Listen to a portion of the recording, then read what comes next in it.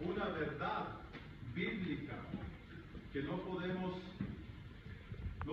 olvidar por nada del mundo.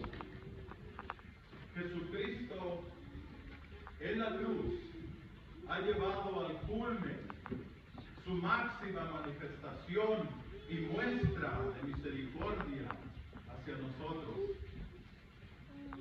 Este domingo estamos celebrando la fiesta de la Divina Misericordia. Sin embargo, esta solemnidad no es un nuevo misterio ni una nueva redención, sino que debe llevarnos a celebrar, continuar celebrando esta fiesta, esta realidad que Cristo ganó para nosotros en la cruz, hasta el punto de nosotros poder decir con plena confianza: Jesús, en ti confío, así como lo dice la imagen de Jesucristo, de la Divina Misericordia. Pero, ¿cuáles son las implicaciones necesarias para llegar a tener esa confianza en nuestro Señor Jesucristo? En la primera lectura vemos a la iglesia primitiva. La iglesia estaba apenas iniciándose y podemos descubrir en esta comunidad 4 elementos muy importantes. Primero, tenemos la predicación de los apóstoles, la enseñanza de los apóstoles. Luego, la vida en comunión, la vida en común, la fracción del pan y las oraciones. 4 elementos muy importantes. Sin embargo, hay uno que debemos resaltar. Esta comunidad vivía en una armonía extraordinaria. Y esa armonía extraordinaria había permitido que la comunidad había funcionado para ellos, había sido tan efectiva que en la comunidad no había nadie que sufriera alguna necesidad. Lo tenían todo en común. Y esta armonía tiene una conexión directa y profunda con el segundo elemento de los que acabo de mencionar, y que es la vida en común. Así vivía la comunidad. Esta forma de vida es un reflejo directo del ministerio de Jesús. Jesucristo, en su ministerio, vemos cómo continuamente se preocupaba por los demás. De hecho, todo su ministerio consistía en eso: buscar cómo ayudar y servir a los demás. Y esta realidad debe estar plasmada en cada uno de nosotros como cristianos católicos, seguidores de Jesucristo, como miembros de esa familia cristiana que Jesucristo viene a iniciar. Debemos tener eso en nosotros. Y esto se logra en la medida que nosotros caminamos y buscamos la misericordia de Dios y poniendo nuestra confianza plena en nuestro Señor Jesucristo. Por eso es que San Pedro nos dice algo muy importante en la segunda lectura. San Pedro nos dice que Jesucristo, en su gran misericordia, nos ha llevado a un nuevo nacimiento, a un nacimiento que consiste en una esperanza viva y eterna, y que esa esperanza viva y eterna a la que nosotros debemos aspirar en lo que vivimos en este mundo. Esa esperanza viva y eterna que tenemos que tener nuestra vista fijada completamente en lo que vivimos en este mundo, y sin importar las tribulaciones, los problemas, las dificultades que podamos vivir o enfrentar en este mundo.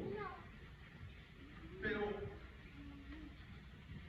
¿cómo empezamos? ¿Cómo es que podemos construir esa confianza. Fíjense que esa realidad ganada por Jesucristo para nosotros en la cruz, antes de hacerse efectiva en nuestra vida, se puede convertir en un desafío muy grande.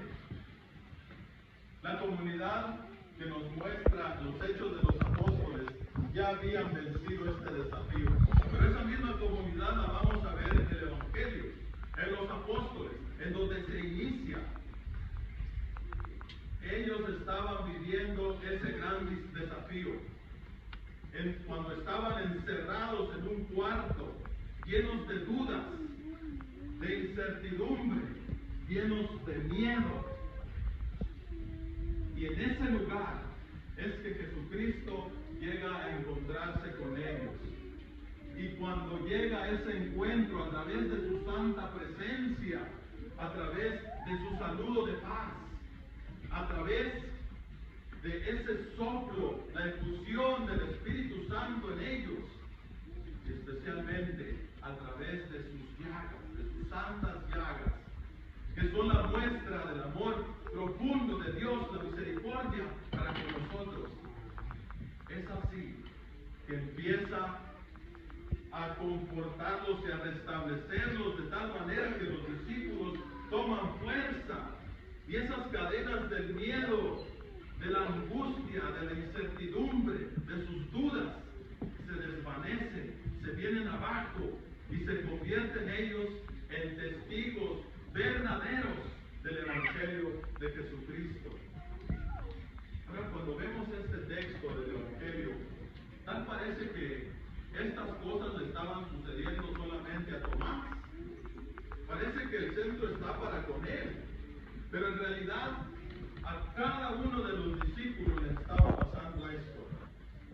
Es interesante que la fe de Tomás es la única fe que es probada. Pero cada uno de ellos tenían dudas. Claro, habían matado a su líder, habían matado al maestro, al que suponía de ser el Mesías, que venía a liberar a Israel. Se habían quedado solos, estaban perdidos y no entendían qué era lo que estaba pasando. Cuando vemos lo que nos dice el Evangelio sobre Tomás, nos está tratando de enseñar algo muy importante.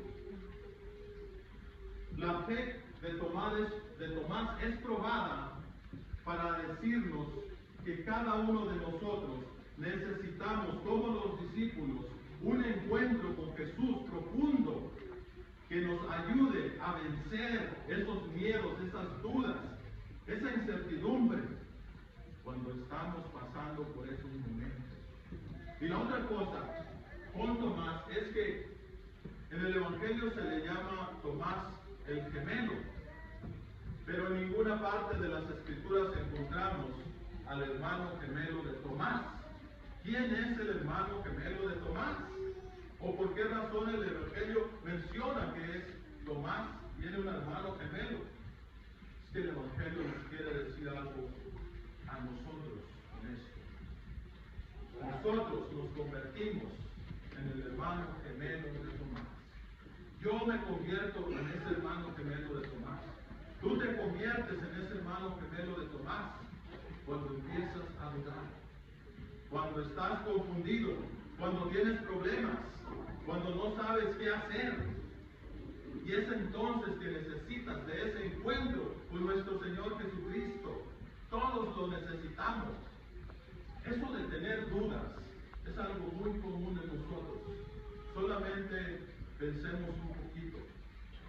Cuando vemos problemas en la sociedad, cuando vemos desastres naturales que matan a tanta gente, cuando vemos tanta violencia en nuestra sociedad contra los más necesitados, contra los niños principalmente, tal vez cuando vemos gente muriendo en las guerras, y no precisamente los soldados que están ahí al frente de batalla, sino gente inocente que está muriendo por los estragos de la guerra, que no tienen ninguna ni nada que ver con las decisiones de los gobiernos políticos. Tal vez